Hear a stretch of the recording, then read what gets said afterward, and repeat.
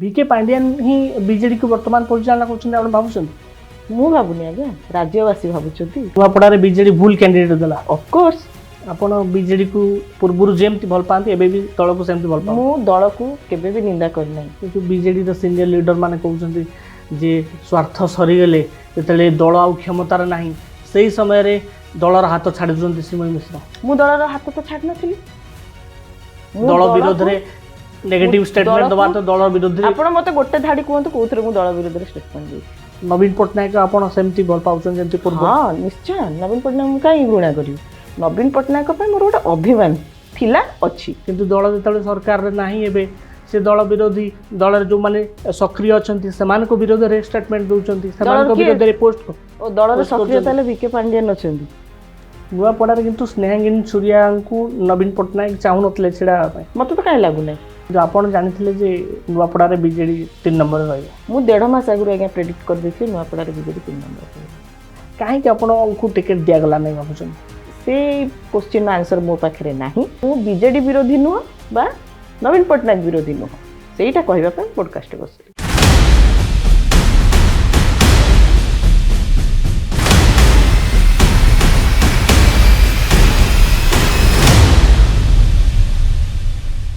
नेता कथा powered by Amaravati Bhoomi 2500 acre भव्य प्रकल्प project by SST developers Dharitri live रो स्वतंत्र कार्यक्रम नेता कथा को स्वागत। आज नेता कथार अछंती राज्य राजनीति रो जणाशुना चेहरा तथा ओटीडीसी रो पूर्वतन चेयरमैन श्रीमय मिश्र मैडम तांको सहित विस्तृत आलोचना करबा। मैडम नमस्कार। नमस्कार मैडम आपण बीजेडी सहित 20 वर्ष रो ऊर्ध्व संपर्क पाखापाखि जदि कहवा किंतु एथरे देखा जाउची आपण अधिकांश समय वर्तमान सोशल मीडिया रे पोस्ट करूचंती कोट ना कोटी बीजेडी विरुद्ध रे किसी व्यक्ति को विरुद्ध रे बीजेडी जो माने काम करूचंती एम्ति काई एक्चुअली आपण जदि पूरा तर्जमा विश्लेषण करिवे मो पोस्ट को इम्पार्शियल है ताहले आपण बुझी परिबे जे मु बिजु जनता दल जेउठु मु राजनीति शिखिची मु ताकू केबे विरोध करि नै बा मो नेता श्री नवीन पटनायक को केबे विरोध करि नै मु विरोध करिछि सेही व्यक्ति विशेष को जहां को पई बिजु जनता दल आज गोटे डिजास्टर सिचुएशन देकरी जाउछि जहां को पई बिजु जनता दल रे 2024 मसिया गोटे सुनामी आसिला एवं सबु जिंस छारखार हे गला एवं जीए बिजु जनता दल को तांकर पैतृक संपत्ति भाबी देइचंती गोटे प्राइवेट लिमिटेड कंपनी बोली भाबी देइचंती एवं तांको इच्छा अनुसार जो माने न चलिले सेमानंकु से बीजेडी विरोधी बोलिकी आख्या दौरान एवं से हिसाब रे तांकर चेला मानकु भी सिखौचंती जे जो व्यक्ति माने मते विरोध करूचंती से माने नवीन पटनायक को विरोध करूचंती किंतु वास्तव कथा सेया नुह व्यक्ति जनक किए BK Pandian yes of course BK Pandian ही बीजेडी को वर्तमान परिचालना करछन आपण भाबुछन मु भाबुनी आज्ञा राज्यवासी भाबुचंती एवं दल धर्म वर्ण निर्विशेष रे समस्त भाबुचंती कथा हला जे श्रीमय मिश्र एक्सप्रेस करि पारुची मो बड़ भाई देवाशीष सामंतराय एक्सप्रेस करि पारुचंती मो दादा भूपिंदर दादा एक्सप्रेस करि पारुचंती बाकी केते जण एक्सप्रेस करि पारु नाहंती फरक हला या नले मु भाबु नै प्यार ओडिसा समस्त भाबुचंती किंतु बीके पांडियान तो राजनीति रो सन्यास नै जाइचंती से निजे ही घोषणा करथिले हाथीर खाइबा दांत और देखेबा दांत अलग गोटे प्रभाव अच्छी ना से भलिया कथा से लोकन को देखेले बा देखेबा पई गोटे परसेप्शन क्रिएट करले जे I am no more in politics किंतु वास्तव रे करी कराउ थाई मुहि माने जहा भी होउछ आपण छोट रु छोट जिनिस बिजु जनता दल रे तांकर डिसीजन आउ गोटे तांकर जिद एवं डिसीजन पई स्नेहांगिनी छुरिया जे जाइथिले लढिबा पई कि नुआपड़ा तांको कैंडिडेट किए करथिला आज्ञा ए तो गोटे कमिटी तैयारी करथिले कमिटी रे बहुत वरिष्ठ नेता भी थिले से माने तो तांको ना सजेस्ट कर नथिले आपण इनक्वायरी करि परिबे से माने जो 3 जनकर ना सजेस्ट करथिले से कमिटी रे स्नेहांगिनी छुरिया को ना नथिला एवं सेही कागज खंडक धरिगिरी श्री देवी मिश्र श्री अतनु सब्यसाची नायक श्री बबी दास एमान सब जाइथिले नवीन निवास रे तांको देखा करबा पय एवं এই ରିପୋର୍ଟଟି ଦେଲା ପରେ ସେ ରିପୋର୍ଟଟି ଦେଖିଲେ ନ ଦେଖିଲେ ଅଲଗା କଥା, କିନ୍ତୁ ମୁଁ ଯେତିକି ଶୁଣିଛି, ଯେହେତୁ ସେଇ ଦଳରେ ମୁଁ 20 ବର୍ଷ ରହିଛି ଏବଂ କୋଉଠି ନା କୋଉଠି ସମସ୍ତଙ୍କ ସହିତ ବ୍ୟକ୍ତିଗତ ସମ୍ପର୍କ ଅଛି, ମୁଁ ଯେତିକି ଶୁଣିଛି ସେଇ 3ଟି ନାଁ ଭିତରୁ କାହାକୁ ବଛାଗଲା ନାହିଁ ଏବଂ ତାଙ୍କୁ ଯିଏ ମାନସ ପୁତ୍ର ବୋଲିକିରି ଆଖ୍ୟା ଦେଇଥିଲେ ନବୀନ ପଟ୍ଟନାୟକଙ୍କର, ତାଙ୍କୁ ଯିଏ ତେଲ ମାରି ପାରିଥିଲେ, ତାଙ୍କୁ ଯିଏ ମାନେ ସମ୍ମାନ ଦେବା ପାଇଁ ଚେଷ୍ଟା କରିଥିଲେ, ସେ ତାଙ୍କୁ ହିଁ କ୍ୟାଣ୍ଡିଡେଟ୍ କଲେ ଏବଂ ଏଗେନ୍ ଆଉ ଗୋଟେ ଡିଜାଷ୍ଟର ହେଲା ନୂଆପଡ଼ାରେ। ଏବଂ ଯେଉଁ ଦଳ ଆଜ୍ଞା ଡିଷ୍ଟିଂସନ୍ ପାଉଥିଲା ସାଙ୍ଗେ ସାଙ୍ଗେ 3rd grade 3rd division Nuapada ଫଳାଫଳ ହଁ ଡିଷ୍ଟିଂସନ୍ ପାଉଥିଲା ମାନେ 24 ବର୍ଷ ଶାସନ କରୁଥିଲା ନା ଗୋଟେ ଦଳ, ଡିଷ୍ଟିଂସନ୍ ଥିଲା, 1st କ୍ଲାସ୍ ଡିଷ୍ଟିଂସନ୍ ଥିଲା, ହଠାତ୍ କରି ସେମାନେ ଆସିଗଲେ 2nd କ୍ଲାସ୍ ବି ନୁହଁ 3rd କ୍ଲାସ୍କୁ ପଳେଇ ଆସିଲେ। ନୂଆପଡ଼ାରେ ବିଜେଡି ଭୁଲ କ୍ୟାଣ୍ଡିଡେଟ୍ ଦେଲା। ଅଫକୋର୍ସ ଆପଣ ଆଜ୍ଞା ମୁଁ କହିବି ଆଜ୍ଞା ଏବେ ମୁଁ ଯାଇକି ମାଲକାନଗିରିରେ ରାଜନୀତି କରିବି, ଲୋକ କାହିଁ ମୋତେ ଆକ୍ସେପ୍ଟ କରିବେ? ଅବଶ୍ୟ ତାଙ୍କର କିଛି ଚାଟୁକାର କହୁଛନ୍ତି ଯେ ମ୍ୟାଡ଼ାମ୍ କାହିଁକି ଭୁବନେଶ୍ୱରରେ ବୁଲୁଛନ୍ତି। ଆରେ ଭାଇ, ଜଣେ ବାହା ହେଲା ପରେ ତା ଜାଗା କେଉଁଟା? ତା ସ୍ୱାମୀ ଯେଉଁଠି ରହୁଛନ୍ତି, ତା ଶାଶୁ ଶ୍ୱଶୁର ଯେଉଁଠି ରହୁଛନ୍ତି, ମାନେ କ'ଣ ଦୁହିତା ହେଲା ଦୁଇ କୂଳକୁ ହିତା। ବଲାଙ୍ଗୀର ମାଟି ପାଇଁ ମୋର ସମ୍ମାନ ଅଛି, ବଲାଙ୍ଗୀର ମାଟିରେ ଗୋଟେ ପରିଚୟ ଅଛି। ଭୁବନେଶ୍ୱରରେ ମୁଁ 20 ବର୍ଷ ହେଲା ବୋହୂ ହେଲିଣି, ମୁଁ ଏଠି ରାଜନୀତି କରିପାରିବି, କିନ୍ତୁ କିଛି ଆପଣଙ୍କର କନେକ୍ସନ୍ ନଥିବ, ଦୂର ଦୂର ଯାକେ ଆପଣ ଯାଇକିରି ଗୋଟେ ଅଲଗା ଡିଷ୍ଟ୍ରିକ୍ଟରେ ଅଲଗା କନଷ୍ଟିଚୁଏନ୍ସିରେ ରାଜନୀତି କରିବେ, ତାହେଲେ ଲୋକ କାହିଁ ଗ୍ରହଣ କରିବେ? ଆଉ ମୁଁ ତ ମୂଳରୁ ଲେଖିଥିଲି କର୍ମୀ ବସିଛନ୍ତି ଅନେଇ, ଦିଲ୍ଲୀରେ ଡିଲ୍ କରିଦେଲେ କହ୍ନେଇ, ଆଉ ସେୟା ହିଁ ପ୍ରମାଣିତ ହେଲା। କିଏ ସେ କହ୍ନେଇ? ଆପଣ ଯାହାଙ୍କ ନାଁ ଦେଉଛନ୍ତି ମୋତେ ତାଙ୍କ ନାଁ ନେବାକୁ ଆଜ୍ଞା ବେଶୀ ଆଉ ଇଚ୍ଛା ହେଉନାହିଁ। ଖଳନାୟକଙ୍କର ନାଁ ନେଲେ ନିଜ ଭିତରେ ଗୋଟେ ନେଗେଟିଭିଟି ବେଶୀ ବଢ଼ିଯିବ। ଆମେ ସବୁବେଳେ କାହିଁ କହୁ ଆଜ୍ଞା ଆମ କୃଷ୍ଣ ନାମ ନେବା, ରାମ ନାମ ନେବା, ନିଜ ଭିତରେ ପଜିଟିଭନେସ୍ ବଢ଼ିବା ପାଇଁ, ପଜିଟିଭ୍ ଭାଇବ୍ସ ବଢ଼ିବା ପାଇଁ। ଆଉ ସବୁବେଳେ ସେ ଖଳନାୟକଙ୍କ ନାଁ ନେଇକିରି ମୁଁ ନିଜକୁ ଆଉ ଏତେ ନେଗେଟିଭ୍ କରିବା ପାଇଁ ଚାହୁଁନି। ଯଦି ବିକେ ପାଣ୍ଡିଆନ ଦଳରୁ ବର୍ତ୍ତମାନ ବାହାର ତ ଯାଇଛନ୍ତି, ଯଦି ଯୋଉ ଅନଅଫିସିଆଲ ଭାବେ ରହୁଛନ୍ତି ସେତିକି ବି ଯଦି ବାହାର ଯାଏ, ଆପଣ ପୁଣି ବିଜେଡି ବ୍ୟାକ୍ କରିବେ? ଯଦି ସେଇଦିନ ବିଜୁ ଜନତା ଦଳ ପାଇଁ ଗୋଟିଏ ସୁବର୍ଣ୍ଣ ଯୁଗ ଆଉ ଥରେ ଆରମ୍ଭ ହେଲା ବୋଲି ଆପଣ ଭାବିବେ। ଯେମିତି କୁହାଯାଉଥିଲା ନା ଗୁପ୍ତ ଯୁଗ ଗୋଟେ ସୁବର୍ଣ୍ଣ ଯୁଗ ଥିଲା, ସେଇଦିନ ଜାଣିବେ ଯେ ବିଜୁ ଜନତା ଦଳ ଏଗେନ୍ ତାର ପ୍ଲାଟଫର୍ମକୁ ଫେରିଲା। ଏବଂ ବିଜୁ ଜନତା ଦଳ ଯେଉଁ ଆଇଡିଓଲୋଜିକୁ ନେଇ ଗଠନ କରାଯାଇଥିଲା, ଯାହାଙ୍କ ନାଁକୁ ନେଇ ଗଠନ କରାଯାଇଥିଲା, କାହାଙ୍କ ନାଁକୁ ନେଇ ଗଠନ କରାଯାଇଥିଲା? ପ୍ରବାଦ ପୁରୁଷ ବିଜୁ ବାବୁଙ୍କ ନାଁ। ମୁଁ ଏବେ ଗୋଟେ ରିସେଣ୍ଟଲି ପୋଷ୍ଟ ବି କରିଥିଲି, କୁଆଡ଼େ ଗଲ ବିଜୁ ପ୍ରେମୀ, ସବୁ ହେଇଗଲ ଭଣ୍ଡ ଅନୁଗାମୀ। କାହିଁ କରିଥିଲି? କାହିଁକିନା ଏଇ ବିଜୁ ଜନତା ଦଳ ଯାହାଙ୍କ ନାଁ ନେଇକି ପ୍ରତିଷ୍ଠା କରାଯାଇଥିଲା, ସିଏ ଥିଲେ ଆଜ୍ଞା ଗୋଟେ ସଚ୍ଚା ଓଡ଼ିଆ, ଓଡ଼ିଶାକୁ ଭଲ ପାଉଥିବା ଲୋକଟେ, ଓଡ଼ିଶାର ଉନ୍ନତି ଦେଖିବା ପାଇଁ ମନ ପ୍ରାଣ ଦେଉଥିବା ଗୋଟେ ବ୍ୟକ୍ତିଟେ। କିନ୍ତୁ ତାଙ୍କରି ନାଁରେ ହେଇଥିବା ଦଳରେ ଆଜି ଜଣେ ଅଣ ଓଡ଼ିଆକୁ ଏତେ ସମ୍ମାନ, ଏତେ ଶ୍ରଦ୍ଧା ଦେଉଛନ୍ତି କିଛି ଚାଟୁକାର ଗୋଷ୍ଠୀ। ନିଶ୍ଚିତ ଭାବରେ ଓଡ଼ିଶାବାସୀଙ୍କ ମୂର୍ଖ ଆଜ୍ଞା?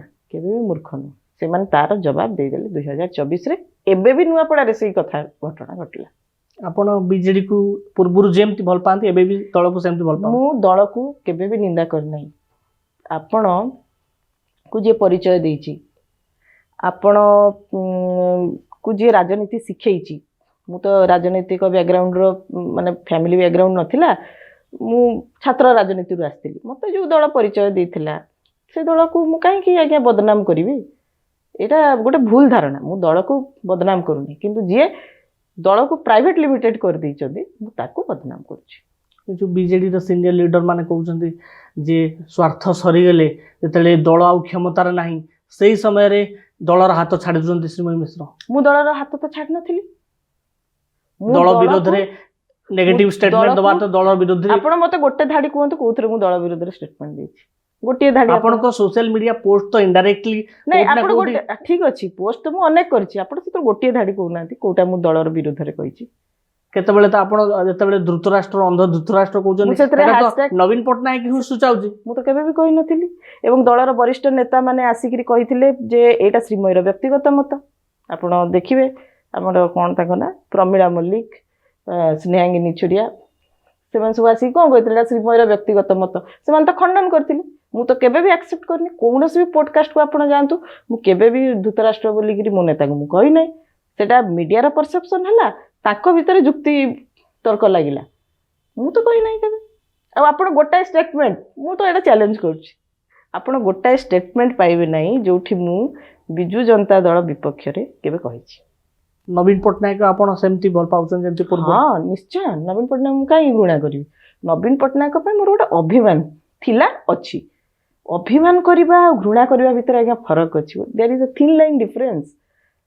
ଆପଣ ଅଭିମାନ କରିବେ, କାହା ଉପରେ ଅଭିମାନ କରାଯାଏ? ଯାହାକୁ ଭଲ ପାଇବେ ତାକୁ ଅଭିମାନ କରାଯାଏ। ଯାହାଠୁ ଏକ୍ସପେକ୍ଟେସନ୍ ଥାଏ ହେଇ ନପାରେ ତାକୁ ଅଭିମାନ ତା ପାଖରେ କରିବେ। କିନ୍ତୁ ଘୃଣା ଆପଣ ଗୋଟେ ବାହାର ଲୋକକୁ ଘୃଣା କରିବେ, ନିଜ ଘର ଲୋକକୁ କ'ଣ କିଏ ଘୃଣା କରିପାରିବ? ଘର ଲୋକକୁ ଜଣେ ଅଭିମାନର ସହିତ କିଛି କହିପାରିବ। କିନ୍ତୁ ବିଜେଡି ଆପଣଙ୍କୁ ପ୍ରାଧାନ୍ୟ ଦଉଥିଲା। ବିଜେଡିର ନେତା ଯେତେବେଳେ ପ୍ରେସ୍ ମିଟ୍ କରୁଛନ୍ତି, ଫଟୋ ଦେଖାଉଛନ୍ତି, ବିଜେଡିର ଗ୍ରୁପରେ ଫଟୋ ପଡ଼ୁଛି, ଦେଖନ୍ତୁ ଶ୍ରୀମୟୀ ମିଶ୍ରକୁ ଆମେ ପ୍ରାଧାନ୍ୟ ଦେଉଥିଲୁ, ସେ ଆଗରେ ବସିଛନ୍ତି। ମାନେ ଦଳ ଯେତେବେଳେ ସରକାରରେ ଥିଲା ସେତେବେଳେ ପଦପଦବୀରେ ଥିଲେ, କିନ୍ତୁ ଦଳ ଯେତେବେଳେ ସରକାରରେ ନାହିଁ ଏବେ ସେ ଦଳ ବିରୋଧୀ, ଦଳରେ ଯେଉଁମାନେ ସକ୍ରିୟ ଅଛନ୍ତି ସେମାନଙ୍କ ବିରୋଧରେ ଷ୍ଟେଟମେଣ୍ଟ ଦେଉଛନ୍ତି, ସେମାନଙ୍କ ବିରୋଧରେ ପୋଷ୍ଟ। ଓ ଦଳର ସକ୍ରିୟ ତାହେଲେ ଭିକେ ପାଣ୍ଡିଆନ ଅଛନ୍ତି। ମାନେ ତାଙ୍କ ମାନେ ଆପଣ ଏଠି କହିବା ପାଇଁ ଚାହୁଁଛନ୍ତି ଯେ ଯିଏ ଭିକେ ପାଣ୍ଡିଆନକୁ ବିରୋଧ କଲା ସିଏ ଦଳର ବିରୋଧୀ, ତାହେଲେ ତ କୋଉଦିନ ଆତଙ୍କବାଦୀ ବି କହିଦେବେ। କିନ୍ତୁ ସେ ଭିକେ ପାଣ୍ଡିଆନକୁ ବର୍ତ୍ତମାନ ବିଜେଡିର ଯେଉଁ ଲିଡର ମାନେ ଅଛନ୍ତି ସେମାନେ ତାଙ୍କ ସହମତରେ ଦଳ ବର୍ତ୍ତମାନ ଯେମିତି ଚାଲୁଛି ନବୀନ ପଟ୍ଟନାୟକର ଫେସ୍କୁ ଦେଖି ତାଙ୍କର ହିସାବରେ ସେମାନେ ଚାଲୁଛନ୍ତି। ନବୀନ ପଟ୍ଟନାୟକର ଡିସିଜନ କେବେ ବି ନଥିଲା ନୂଆପଡ଼ାରେ ସ୍ନେହାଙ୍ଗିନୀ ଚୁଡ଼ିଆ ଲଢ଼ନ୍ତୁ। ନବୀନ ପଟ୍ଟନାୟକ କ'ଣ ଆଜ୍ଞା ଯିଏ ଦଳଟିକୁ ଲିଡ୍ କରୁଛି ସିଏ କ'ଣ କେବେ ଚାହିଁବ ଯେ ମୋ ଦଳଟି ତୃତୀୟ ସ୍ଥାନରେ ରହୁ? ଏଇ କୁଚକ୍ରୀ ଗୋଷ୍ଠୀଙ୍କର ସେଇଟା କାମ। ଆଉ ଯେଉଁମାନେ ଆଜ୍ଞା ଗଛ ଚଢ଼ାନ୍ତି, ଗଛ ଚଢ଼େଇବା ଲୋକ ଗଛ ଚଢ଼ିଯାଏ, କିନ୍ତୁ ଯେତେବେଳେ ଘିଡ଼ଘା ଆସିକିରି ତଳେ ପଡ଼େ ସେ ବୁଝିପାରେନି ଯେ ମୁଁ କାହିଁକି ଗଛ ଚଢ଼ିଲି। ଏବଂ ଆପଣ କହୁଛନ୍ତି ଯେ କିଛି ଲୋକ ତାଙ୍କୁ ସପୋର୍ଟ କରୁଛନ୍ତି, ହେଇଥିବେ ତାଙ୍କର ବ୍ୟକ୍ତିଗତ ଫାଇଦା କିଛି ତାଙ୍କଠୁ ପାଉଥିବେ, ଦରମା ନେଉଥିବେ, କୌଣସି ନା କୌଣସି ଗୋଟେ ବ୍ୟକ୍ତିଗତ ଫାଇଦା ଥିବ। ଆଉ ଯେଉଁମାନେ ଆଜ୍ଞା ଦଳ ଗଠନ କରିଥିଲେ ଆପଣ କହିଲେ ସେ ଭିତରୁ କିଏ ବର୍ତ୍ତମାନ ଆକ୍ଟିଭ୍ ଅଛି? ପ୍ରଫୁଲ୍ଲ ଘଡ଼େଇ ସାର୍ ଆକ୍ଟିଭ୍ ଅଛନ୍ତି? ସିଏ ଆପଣ ପାଇବେ ନାହିଁ। ବଦ୍ରି ପାତ୍ର ଆଜ୍ଞା ଆକ୍ଟିଭ୍ ଅଛନ୍ତି? ପ୍ରସନ୍ନ ଆଚାର୍ଯ୍ୟ ଆଜ୍ଞା ଆକ୍ଟିଭ୍ ଅଛନ୍ତି?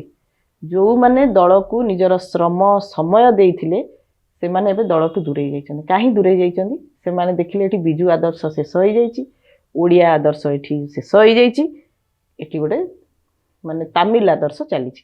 ଏବଂ ତାମିଲ ଆଦର୍ଶରୁ ଯେଉଁମାନେ ବ୍ୟକ୍ତିଗତ ଫାଇଦା ପାଉଛନ୍ତି ସେମାନେ ତାଙ୍କ ଗୁଣଗାନ କରୁଛନ୍ତି। ଅସୁବିଧା କ'ଣ ଅଛି? ନୂଆପଡ଼ାରେ କିନ୍ତୁ ସ୍ନେହାଙ୍ଗିନୀ ଛୁରିଆଙ୍କୁ ନବୀନ ପଟ୍ଟନାୟକ ଚାହୁଁନଥିଲେ ଛିଡ଼ା ହେବା ପାଇଁ। ମୋତେ ତ କାହିଁ ଲାଗୁନାହିଁ। ମୁଁ ନିଜେ ତ ସିଏ ଆନାଉନ୍ସ କରୁଥିଲେ। ଆନାଉନ୍ସ କରିବାର କ'ଣ ଅଛି? ତାକୁ ଗୋଟେ ରିପୋର୍ଟ ଧରି ଦିଆଯାଇଥିବ, ଯେମିତି ରିପୋର୍ଟ 2024ରେ ଗୋଟେ ଫେକ୍ ରିପୋର୍ଟ ଧରି ଦିଆଯାଇଥିଲା ସବୁ MP ଆଜ୍ଞା ଆମର ଜିତୁଛନ୍ତି ବୋଲି, ସେଇଭଳିଆ ରିପୋର୍ଟ ଗୋଟେ ଦେଇଦେଇଥିବେ। ଆଉ ଯଦି ସେମିତି ରିପୋର୍ଟ ଦିଆହେଇ ନଥାନ୍ତା, ଅସୁସ୍ଥତା ସତ୍ତ୍ୱେ ସାର୍ କାହିଁକି ଯାଇଥିଲେ ଦିଦି ଥର ନୂଆପଡ଼ା କ୍ୟାମ୍ପେନ୍ କରିବା ପାଇଁ? ତାଙ୍କୁ ସେତିକି ତ କୁହାଯାଇଥିବ ନା ଆଜ୍ଞା ଆମେ ଗୋଟେ ୱିନିଂ ପୋଜିସନରେ ଅଛୁ, ଆପଣ ଗଲେ ଭୋଟର ଡିଫରେନ୍ସଟା ଅଧିକ ହେଇଯିବ, ଏଇଆ ଗୋଟେ କିଛି ରୋଜି ପିକ୍ଚର ତାଙ୍କ ଆଗରେ ରିପ୍ରେଜେଣ୍ଟ କରାଯାଇଥିବ ଯୋଉଥିପାଇଁ ସେ ଦିଦି ଥର ଗଲେ, ନହେଲେ ତ ସେ ଯାଇନଥାନ୍ତେ ମୁଁ ଯେତିକି ତାଙ୍କୁ ଜାଣିଛି। କିନ୍ତୁ ଆପଣ ଜାଣିଥିଲେ ଯେ ନୂଆପଡ଼ାରେ ବିଜେଡି 3 ନମ୍ବରରେ ରହିବ? ମୁଁ 1.5 ମାସ ଆଗରୁ ଆଜ୍ଞା ପ୍ରେଡିକ୍ଟ କରିଦେଇଥିଲି ନୂଆପଡ଼ାରେ ବିଜେଡି 3 ନମ୍ବରରେ ରହିବ। ବର୍ତ୍ତମାନ ଏବେ ବିଜେଡିର ଉତ୍ତରାଧିକାରୀକୁ ନେଇ ଚର୍ଚ୍ଚା ହେଉଛି। ଭିକେ କାର୍ତିକେୟନ ପାଣ୍ଡିଆନ ପୂର୍ବରୁ ଶୁଣାଉଥିଲା ଉତ୍ତରାଧିକାରୀ ହେବେ, ଏବେ ତାଙ୍କର ପତ୍ନୀ ସୁଜାତା କାର୍ତିକେୟନ ଉତ୍ତରାଧିକାରୀ ହେବେ ବୋଲି ଶୁଣାଯାଉଛି। ଆଗାମୀ ଡିସେମ୍ବର 26 ତାରିଖରେ ଯେତେବେଳେ ବିଜେଡିର ପ୍ରତିଷ୍ଠା ଦିବସ ରହୁଛି ସେଇଦିନ ତାଙ୍କ ନାଁ ଘୋଷଣା ହେଇପାରେ ବୋଲି ଗୋଟେ ଚର୍ଚ୍ଚା ହେଉଛି। ଏଇଟାକୁ କେମିତି ଦେଖୁଛନ୍ତି ଆପଣ?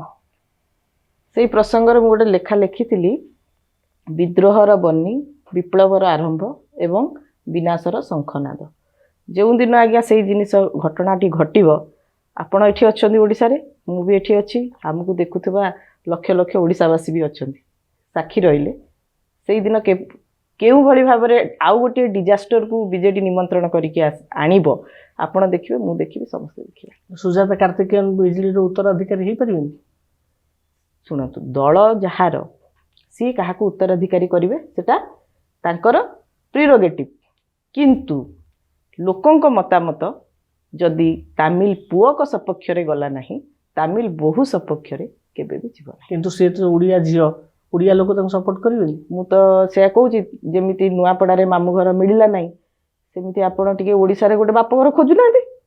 ଆପଣ ଏବେ କହିବେ ଶ୍ରୀମୟୀ ମିଶ୍ରର ବାପଘର କୋଉଠି, ଶ୍ରୀମୟୀ ମିଶ୍ର କହିବ ମୋ ବାପଘର ହେଉଛି ଆଜ୍ଞା ବଲାଙ୍ଗୀର, ମୁଁ ଆପଣଙ୍କୁ ଆଡ୍ରେସ୍ ଦେବି, କେୟାର ଅଫ୍ ମୋ ବାପାଙ୍କ ନାଁ ଲେଖିକି ଦେବି, ପ୍ଲଟ୍ ନମ୍ବରଟା ଦେବି, ସାହି ନମ୍ବରଟା ଦେବି, ଗଳି ନମ୍ବରଟା ଦେବି, ମୋ ଶାଶୁଘର କୋଉଠି ମୁଁ ଆପଣଙ୍କୁ ଆଡ୍ରେସ୍ ଦେଇପାରିବି। ଯେଉଁ ଜିନିଷ ଏକ୍ଜିଷ୍ଟ କରିବ ଆପଣ ସେଇ ଜିନିଷର ଆଡ୍ରେସ୍ ଦେଇପାରିବେ। ଯେଉଁ ଜିନିଷ ମାନେ ସୁପରଫିସିଆଲ ଆପଣ ଦେଖିଲେ ଗୋଟେ ଇଲେକ୍ସନ୍ ସରିଗଲା ମାମୁଁ ଘର ମିଳିଲା କି ନୂଆପଡ଼ାରେ, ମିଳିଲା ନାହିଁ, କାହିଁକି ନା ସେ ଜିନିଷଟା ଏକ୍ଜିଷ୍ଟ କରୁନଥିଲା। ଠିକ୍ ସେମିତି ଆଜ୍ଞା ବାପଘର ବି ଏଠି ମିଳିବ ନାହିଁ। ଆଉ ଗୋଟେ ଆଶ୍ଚର୍ଯ୍ୟ କଥା ହେବ, ଗୋଟେ ମିଶନ ଶକ୍ତି କାର୍ଯ୍ୟକ୍ରମରେ ମୁଁ ସେତେବେଳେ ମହିଳା ନିଗମରେ ଥିଲି, ଆମେ ଯାଇଥିଲୁ କେନ୍ଦ୍ରାପଡ଼ା।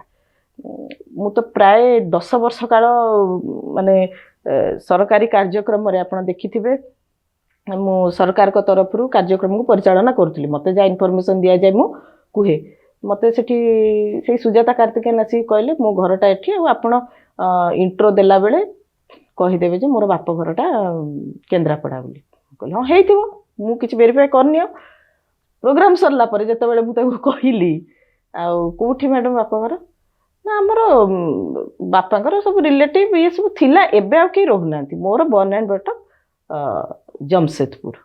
ମୁଁ କହିଲି ତାହେଲେ ଆପଣ କେମିତି କହିଲେ, ନା ଆମର ଥିଲେ ତ ରିଲେଟିଭ୍ ଆଗରୁ, ମୁଁ ସେଥିପାଇଁ କେନ୍ଦ୍ରାପଡ଼ା ଆସିଛି ବୋଲି କହିଦେଲି। ଏଇଭଳିଆ ଷ୍ଟେଟମେଣ୍ଟ ସେ ମୋତେ ନିଜରେ ଗାଡ଼ିରେ ଫେରିଲା ବେଳେ, ଗୋଟେ ଗାଡ଼ିରେ ଫେରୁଥିଲୁ, କହିଥିଲେ ମୋତେ ବାପଘର ଆଡ୍ରେସ୍ ମିଳିବ ନାହିଁ। ଆପଣ ସେ ସଭାରେ କହିଥିଲେ ନା କହିନଥିଲେ ଯେ? ହଁ ମୁଁ କହିଥିଲି ଆମେ ଯେତେବେଳେ ଅନରେବୁଲ ମିନିଷ୍ଟରଙ୍କୁ ବା କୌଣସି ଡିଗ୍ନିଟାରିଜକୁ ସମ୍ବୋଧନ କରିବେ, ଆପଣ ତ ତାଙ୍କ ନାଁରେ 2-3 ଧାଡ଼ି କହିବେ ନା କହିବେନି? ଆପଣଙ୍କୁ ଗଭର୍ଣ୍ଣମେଣ୍ଟ ପ୍ରୋଟୋକଲ୍ ଅନୁସାରେ ଯାହା ଦିଆଯାଇଥିବ ଆପଣ ସେଟା କହିବେ। ଆଉ ମୋତେ ସେଟା କୁହାଯାଇଥିଲା, ଇନଫର୍ମେସନ୍ ଦିଆଯାଇଥିଲା, ମୁଁ କହିଥିଲି। ଟିକେ ମ୍ୟାମ୍ ପଛକୁ ଫେରିଯିବା। 2024 ସାଧାରଣ ନିର୍ବାଚନରେ ଆପଣ ଭୁବନେଶ୍ୱର ଲୋକସଭା ସଂସଦୀୟ କ୍ଷେତ୍ରରୁ ପ୍ରାର୍ଥୀ ହେବେ ବୋଲି ଚର୍ଚ୍ଚା ହେଲା, ଆପଣଙ୍କୁ ମଧ୍ୟ ସୂଚନା ମିଳିଥିବ, କିନ୍ତୁ ସଡନ୍ ଆପଣଙ୍କୁ ଟିକେଟ୍ କଟାଗଲା। କାହିଁକି ଆପଣଙ୍କୁ ଟିକେଟ୍ ଦିଆଗଲା ନାହିଁ ଭାବୁଛନ୍ତି? ମୋତେ ପ୍ରାର୍ଥୀ କରିବା ପାଇଁ ଏବଂ ବୁଲିବା ପାଇଁ କହିଥିଲେ ମୋ ନେତା ନବୀନ ପଟ୍ଟନାୟକ, କିନ୍ତୁ ୱିଡ୍ର କଲାବେଳକୁ ମୋତେ ମୋ ନେତାଙ୍କୁ ଦେଖା କରିବାର ସୁଯୋଗ ଦିଆଗଲା ନାହିଁ। ଯେଉଁ କଥା ଭୂପିନ୍ଦର ସିଂ ବି କହୁଛନ୍ତି, ଯେଉଁ କଥା ଦେବାଶିଷ ସାମନ୍ତରାୟ ବି କହୁଛନ୍ତି, ସମସ୍ତେ କହୁଛନ୍ତି। ମୁଁ ଏକୁଟିଆ କହୁଥିଲେ ଆପଣ କୁହନ୍ତେ ଯେ ମୁଁ ମିଛ କହୁଛି। ୟୁନାନିମସ୍ ମତ ହେଲା, କାହାକୁ ବି ସେଇ ସମୟରେ ସାର୍ଙ୍କୁ ଦେଖା କରିବା ପାଇଁ ଦିଆଯାଇ ନାହିଁ। ଆଉ କେଉଁ କଣ୍ଟେକ୍ସଟରେ ଦିଆଗଲା ନାହିଁ ବା କିଛି ଡିଲ୍ କଲା ହେଲା କି ବା ଦିଲ୍ଲୀରେ ଫେରିଲା ପରେ ଅଚାନକ ଡାକିକିରି ମୋତେ କାହିଁ କହିଲେ, ସେ କୋଶ୍ଚିନ୍ର ଆନ୍ସର ମୋ ପାଖରେ ନାହିଁ, ଯେହେତୁ ମୁଁ ରିଜନ୍ଟା ମୁଁ ଏପର୍ଯ୍ୟନ୍ତ ଜାଣିନାହିଁ। ମୋର ପ୍ରେଡିକ୍ସନ୍ ଏବଂ କାଲକୁଲେସନ୍ କହୁଛି, ଯେହେତୁ ବିଜୁ ଜନତା ଦଳ ଭଳିଆ ଗୋଟିଏ ଦଳର 21ରୁ 21 MP ହାରିଯିବା, ମାନେ ଏଇଟା ଗୋଟେ it's not a matter of joke, ମାନେ ଗୋଟେ କିଛି ତ କରାଯାଇଥିବ ଯେଉଁଥିପାଇଁ କି 21ରୁ 21 MP ସଫା ହେଇଗଲେ। 2022ରେ ବି ଆପଣଙ୍କୁ ମେୟର ପାଇଁ ପ୍ରାର୍ଥୀ କରାଯିବ ବା ମେୟର କରାଯିବ ବୋଲି ସେତେବେଳେ ଏମିତି ଯଦି ମୁଁ ଗଣିବି ନା, ସେମାନେ ବହୁତ ପ୍ରତିଶ୍ରୁତି ଦେଇଛନ୍ତି, ବହୁତ ପ୍ରତାରଣା କରିଛନ୍ତି। କେବଳ ସାର୍ଙ୍କ ମୁହଁକୁ ଦେଖି ମୁଁ କେବେ କିଛି ରିଆକ୍ସନ୍ ଦିଏ ନାହିଁ ବା ଦେଉନଥିଲି, ଏବେ ବି ମୁଁ ଦେଉନଥିଲି। ଯେହେତୁ ମିଡ଼ିଆରେ ଗୋଟେ ପରସେପ୍ସନ୍ କ୍ରିଏଟ୍ ହେଲା ଯେ ମୁଁ ସାର୍ଙ୍କୁ କ'ଣ କହିଲି, ସେଇ ପରସେପ୍ସନ୍କୁ ମୁଁ ଏବେ ପଡ଼କାଷ୍ଟରେ ବସୁଛି, ନହେଲେ ମୁଁ ତ 1.5 ବର୍ଷ ହେଲା ପଡ଼କାଷ୍ଟରେ ବସିଥାନ୍ତି, କାହିଁ ବସିନଥିଲି? ମୁଁ ଏଇଥିପାଇଁ ବସିନଥିଲି, ମୁଁ ସାର୍ଙ୍କ ବିରୁଦ୍ଧରେ ବା ଦଳ ବିରୁଦ୍ଧରେ କେଉଁଠି କେବେ କହିବା ପାଇଁ ଚାହିଁନଥିଲି। କିନ୍ତୁ ମୁଁ ଯେତେବେଳେ ଦେଖିଲି ଯେ ଏମାନଙ୍କର ଗୋଟେ ସୋସିଆଲ ମିଡ଼ିଆ ଟିମ୍ ଅନନେସେସରୀ ମାନେ କ'ଣ ଟ୍ରୋଲ୍ କରୁଛନ୍ତି, ମୁଁ ତାକୁ ଖଣ୍ଡନ କରିବା ପାଇଁ କେବଳ ସେଇଟା ଯେ ମୁଁ ବିଜେଡି ବିରୋଧୀ ନୁହଁ ବା ନବୀନ ପଟ୍ଟନାୟକ ବିରୋଧୀ ନୁହଁ, ସେଇଟା କହିବା ପାଇଁ ପଡ଼କାଷ୍ଟରେ ବସିଥିଲି, ନହେଲେ କହିନଥିଲି।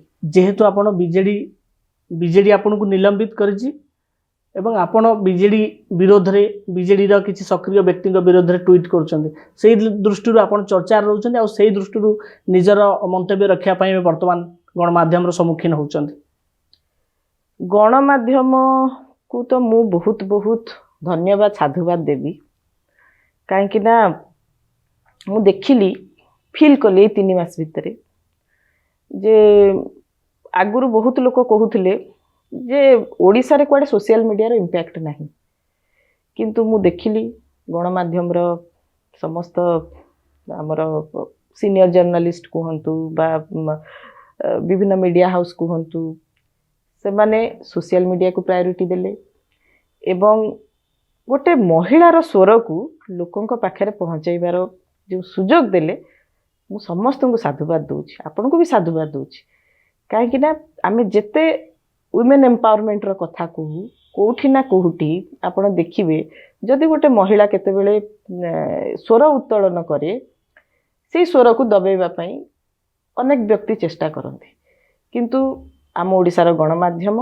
मते बहुत सपोर्ट करचंती एवं मो स्वर जनता पाखे पहुँचेबा पई से माने जो साहाय्य मते करचंती मु ताक पाखे सबुदिन पे ऋणी रही मैडम 2022 रे जमती आपन को मेयर पाई प्रतिश्रुति दिया गला एवं मेयर करा गला नाही किबा 2024 रे आपन को एमपी प्रार्थी करा गला नाही कोट ना कोट आपन को योग्यता कमी रोइला बेली दल भाबिला कि योग्य अयोग्यर सर्टिफिकेट सेटा दलर सभापति दे परिबे मु किए योग्य बा किए अयोग्य से सर्टिफिकेट आगे मु देवा पे के भुवनेश्वर संसदीय को जहाँ को प्रार्थी करा गला से भी नवागत थे पॉलिटिकल अभिज्ञता ताकर कम थिला किंतु सडन आसिले आउ तांको प्रार्थी करा गला 21टा एमपी हारिबा पई सेमितिया प्रार्थी दरकार थिले आज्ञा 21टा एमपी बीजेडी रो हारिबा पई किछि लो ग्रेड प्रार्थी दरकार थिले